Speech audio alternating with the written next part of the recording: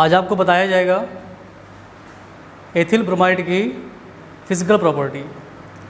Compound कोई भी होते हैं, कोई भी पदार्थ होता है, उसके दो प्रॉपर्टी, उसके दो गुण होते हैं। कौन कौन से होता है? एक फिजिकल होता है, एक केमिकल प्रॉपर्टी होता है। फिजिकली प्रॉपर्टी में क्या होता है, उसके हमेशा एक्सटर्नल जो स्ट्रक्चर होते हैं, बाह्य संरचना जो होती है वो देखी जाती है। केमिकल क्या होते हैं, रासायनिक गुण क्या होते हैं?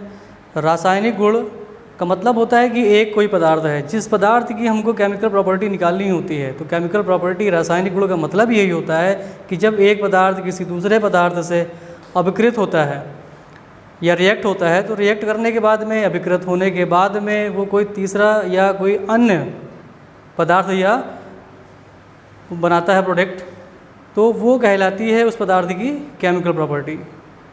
तो जैसे कि हेडिंग पड़ी हुई है physical property of ethyl bromide या एथिल ब्रोमाइड के भौतिक गुण।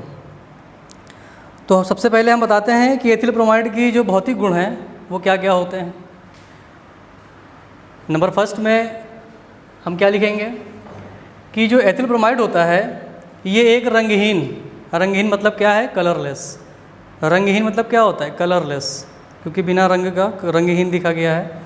रंगहीन होता है, मीठी गंध वाला, यानी कि स्वीट स्मेल होती है, मीठी गंध, या मधुर भी कहते हैं, मधुर भी लिखा होता है, स्वीट स्मेल होती है। और कैसा कंपाउंड, मतलब किस प्रकार का ये कंपाउंड होता है? वाष्पशील द्रव होता है। कैसा होता है? वाष्पशील द्रव, यानी कि द्रव के रूप में होगा। द्रव होगा तो वाष्प भी होगा, इसका वाष्पशील द्रव होता है। तो हम यहाँ पे लिखेंगे नंबर फर्स्ट में हम लिखेंगे यह एक रंगहीन, कलरलेस, कॉमा मीठी गंध। मीठी गंध मतलब क्या होता है? Sweet smell. मीठी गंध वाला वाष्पशील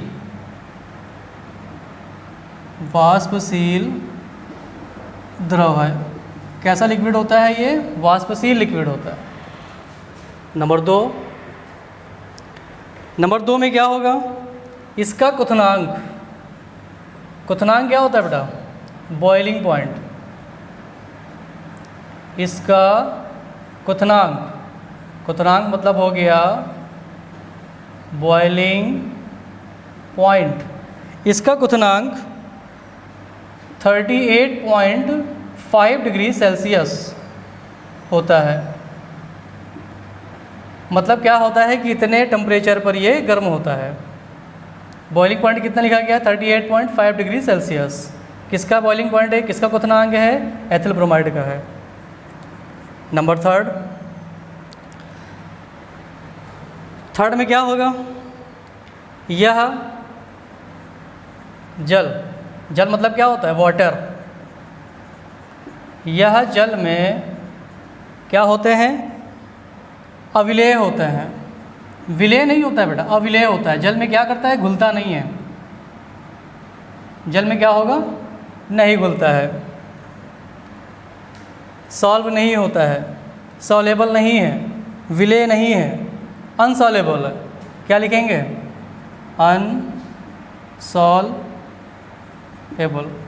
अनसॉलेबल होता है ये। परंतु या लेकिन, परंतु कार्बनिक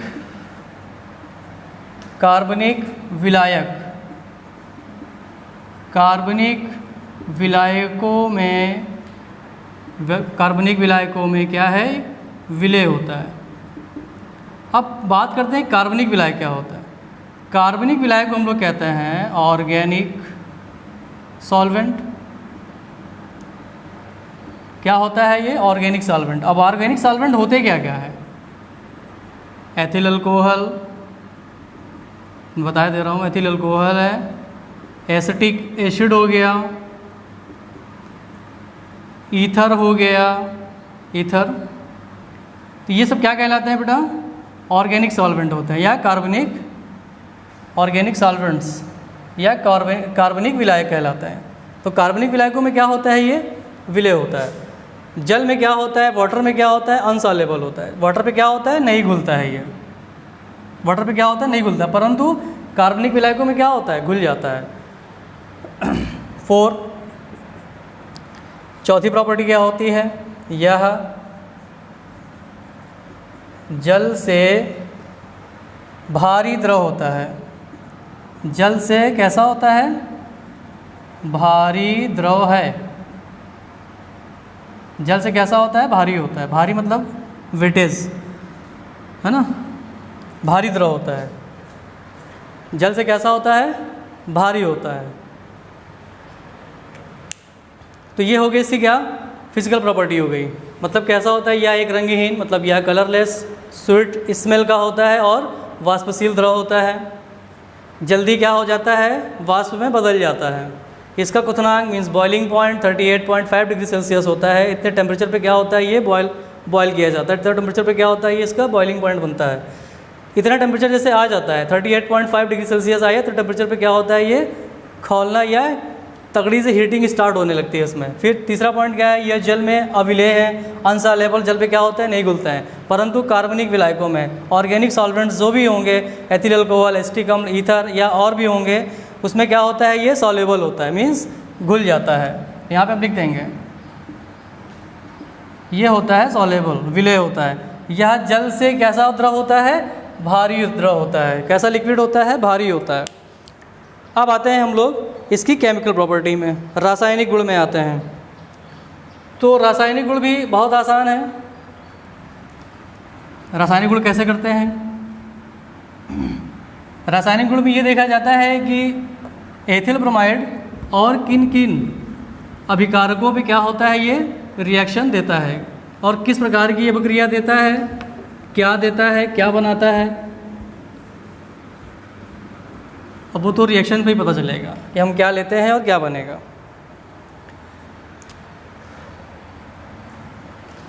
तो अब हम यहाँ पे लिखेंगे केमिकल प्रॉपर्टी लिख देंगे, केवल chemical properties of ethyl bromide. Ethyl bromide की केमिकल प्रॉपर्टी। एथिल ब्रोमाइड एक क्या है? मॉलिक्यूल है। क्या है बेटा? एक मॉलिक्यूल है, एक अणु है एथिल ब्रोमाइड। इस अणुओं में, इस मॉलिक्यूल में 2 मेंबर होते हैं। कैसा मेंबर होता है बेटा? 2। एक मेंबर ये होता है, यहाँ पे एक लिखेंगे हम, ये क्या होता है? फर्स्ट मेंबर होता है।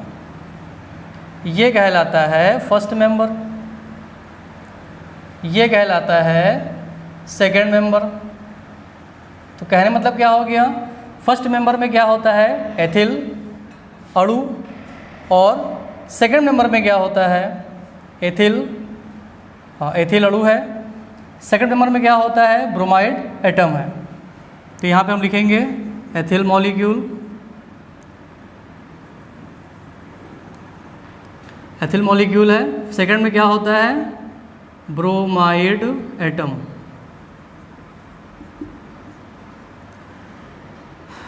जबकि एथिल जो मॉलिक्यूल होता है ये कैसा, ये क्या होते हैं? रिएक्शन पे ये क्या देते हैं? हमको कार्बोकैटायन देते हैं।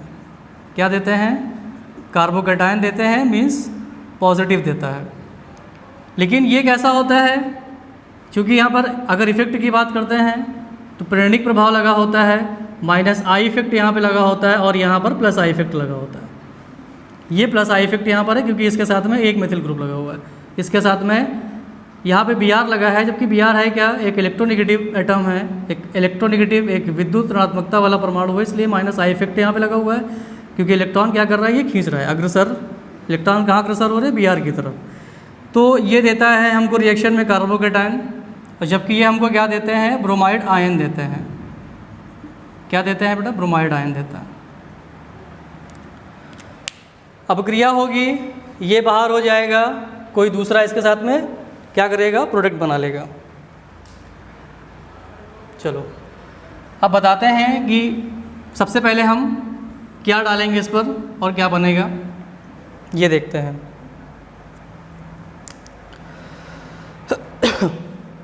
सबसे पहली रिएक्शन हम करवाते हैं यहाँ से, फर्स्ट रिएक्शन करवाते हैं हम सिल्वर नाइट्रेट, सिल्वर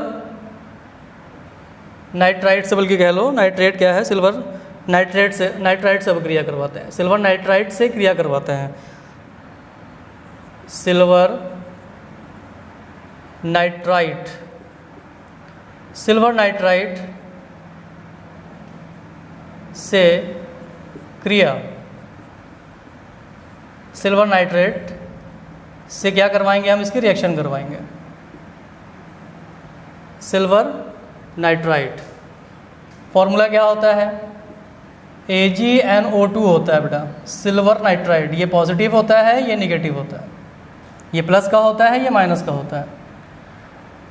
नाइट्राइट और नाइट्रेट में फ़र्क ऑक्सीजन का होता है। अगर नाइट्रेट कहा जाता है तो NO3 और नाइट्राइट कहा जाता है तो NO2। तो रिएक्शन क्या होगी इसकी, देखते हैं। बहुत सिंपल सी प्रक्रिया होती है, बहुत कठिन नहीं है यहाँ से कि नहीं बहुत हार्ड होगा। सिल्वर नाइट्राइट ले लिया हमने, एक सोल्यूशन है सिल्वर नाइट्राइट, एक जलीय विलयन है ये, प्लस माइनस माइनस प्लस। आप देखो प्लस वाला माइनस और माइनस वाला प्लस, हीटिंग करवाएंगे।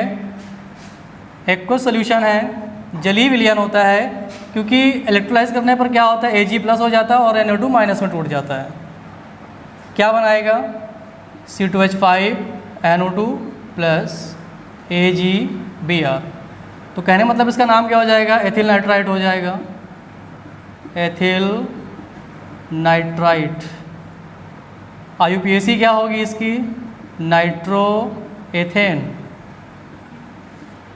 Plus silver bromide, silver bromide. अगली रिएक्शन क्या होगी इसकी, सेकंड रिएक्शन देखते हैं यहाँ से। सेकंड रिएक्शन हम लेते हैं यहाँ से, क्षारीय अपघटन करवाते हैं। Reaction with sodium hydroxide and potassium hydroxide, क्षारीय अपघटन। पहले यहाँ पे लिखे दे रहे हैं, क्षारीय अपघटन, इसको कहते हैं हाइड्रोलिसिस करना, हाइड्रोलिसिस। अब हाइड्रोलिसिस यहाँ से किसके साथ हो रही है, सोडियम हाइड्रोक्साइड या पोटेशियम हाइड्रोक्साइड। अगर एक्वस सोल्यूशन लेते हैं, एक्वस कैसा होता है, जलीय विलयन होता है। अगर एक्वस सोल्यूशन लेते हैं तो रिएक्शन सब्स्टिट्यूट होती है, एल्कोहली लेते हैं तो वाटर बनाता है। सबसे पहले हमने क्या किया, एक्वस सोल्यूशन करवाया, किसका, NaOH का और KOH का। क्या करवा रहे हो आप, हाइड्रोलिसिस करवा रहे हो, जिसको हम लोग बोलते हैं अपघटन। तो रिएक्शन क्या होगी, हमको वही लेना है अपना एथिल ब्रोमाइड प्लस NaOH, कैसा है, जलीय विलयन है। एक्वस सोल्यूशन में ये एक ट्रिक होती है, अगर सोल्यूशन एक्वस होता है तो रिएक्शन करता है किसकी, सब्स्टिट्यूशन की, सब्स्टिट्यूशन रिएक्शन देता है। ये मीन्स क्या होता है, हिंदी में क्या कहते हैं इसको, प्रतिस्थापन। ये प्रतिस्थापन करते हैं और अल्कोहल बनाते हैं, NaOH। अगर इसी NaOH को AlC, इसको हम लोग क्या कहते हैं, अल्कोहली कहते हैं। अल्कोहल युक्त, एल्काइली है ना, एल्काइली हाइड्रोक्साइड होता है, क्योंकि सोडियम क्या है, कैसा मेटल होता है, एल्काइली मेटल होता है। तो ये क्या देता है, सिंपली सी वाटर देता है, सिंपल सा क्या है, वाटर, पानी बाहर कर देता है।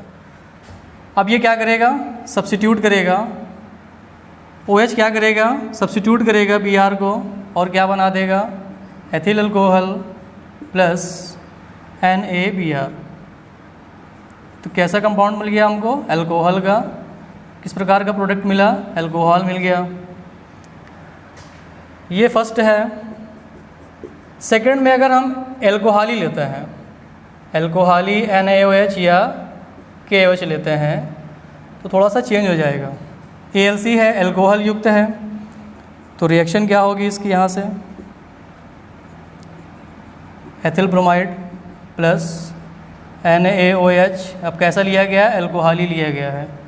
एल्काइली सोल्यूशन है, जब वो सोल्यूशन होता है एल्काइली तो ये क्या बनाता है, वाटर बनाता है। अब हम यहाँ से थोड़ा सा कुछ चेंज करेंगे, Br लगा हुआ है, अल्फ़ा एंड बीटा कार्बन, हम यहाँ पर थोड़ा सा एलिमिनेशन लगा देंगे। OH है, इसको क्या चाहिए, एक प्रोटॉन चाहिए, और प्रोटॉन किसके पास में है, बीटा वाले कार्बन पर है।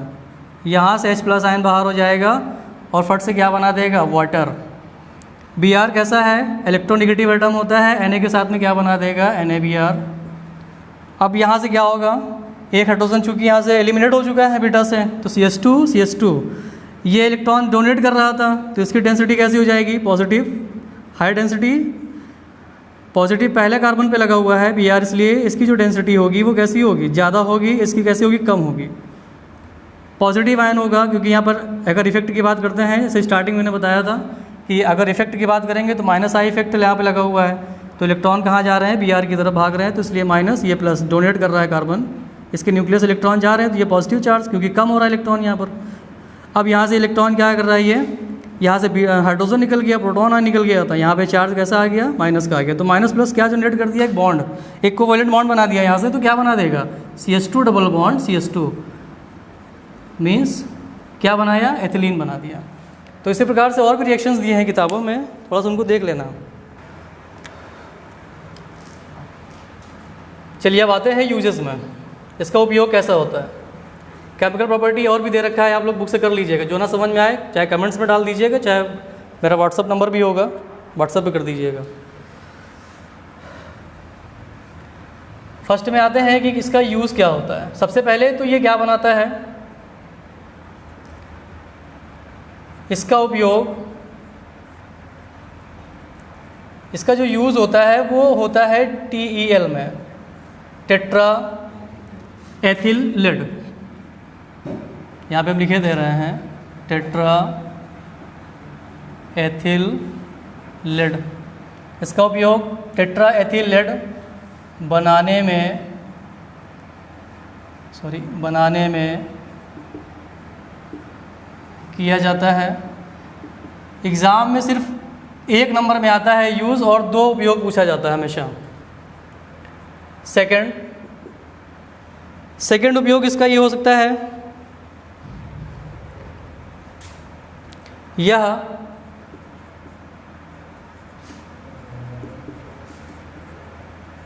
एथिलीन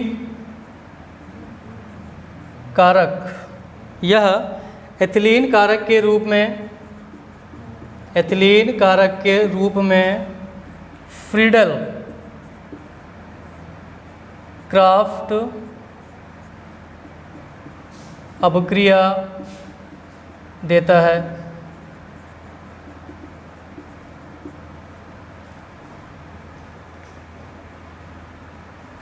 अभिक्रिया में प्रयुक्त होता है, या इसको ऐसा करके लिख लो। अब फ्रीडल क्राफ्ट अभिक्रिया रिएक्शंस क्या होती है वो आगे बताया जाएगा। एक और लिखे दे रहे हैं यहाँ से, इसका उपयोग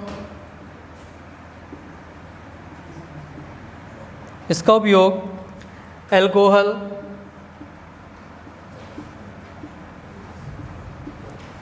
तथा एस्टर के औद्योगिक, इसको इंग्लिश में कहते हैं इंडस्ट्रियल, एस्टर के औद्योगिक निर्माण में किया जाता है। तो ये हो गया इसके यूज़। आज से आपका जो है मोनोहेलोल्केन ख़त्म हो गया। अब कल मैं पढ़ाऊंगा आप लोगों को डाईहेलोल्केन, बहुत छोटा सा टॉपिक है ये डाईहेलोल्केन का। कल से पढ़ाऊंगा मैं डाईहेलोल्केन। Thank you.